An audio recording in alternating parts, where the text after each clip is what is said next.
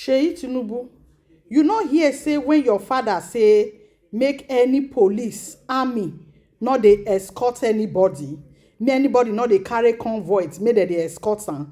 This one when you dey do now, your father not see am. Your father not see am. Na so you wan come take become Lagos state governor?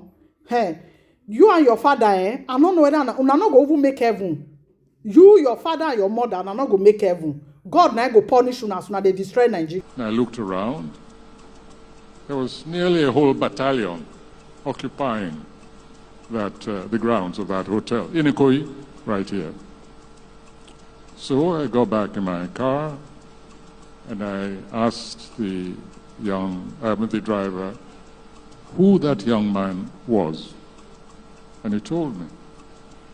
And I saw this SWAT team, a mixture. They were at least heavily armed, at least some 15 or so heavily armed to the teeth security personnel. Looked sufficient to take over a small country, neighboring city like Benin. And I think the next time the president should just call and say, Seyi, go and quell the rebellion over there. I was so astonished that I started looking for the National Security Advisor. I said, track him down for me. I think they got him somewhere in Paris, but I was with the president. He was at a meeting. And I said, I've just seen something I can't believe, I don't understand. And I described the scene to him. I said, do you mean that a child of the head of state goes around with an army for his protection or whatever? I couldn't believe it. Later on, I did some investigative journalism.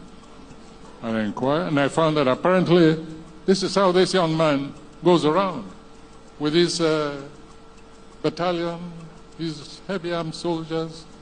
And of course, the road was cleared before his car went out. I stayed until it seemed he was leaving. So next time there's an insurrection, I think the president should just call that young man and say, no, put down those stupid people there. You have enough troops under your command, so don't bother me with all these security issues any longer.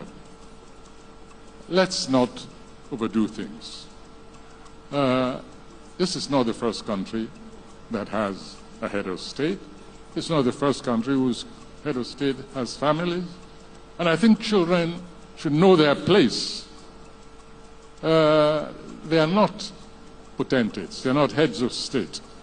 And the security architecture of a nation like this suffers some injury and alienation when we see such a heavy devotion of security to one young individual. You'll excuse me, but I'm in and out most of the time. And this place is named after me. It's my center.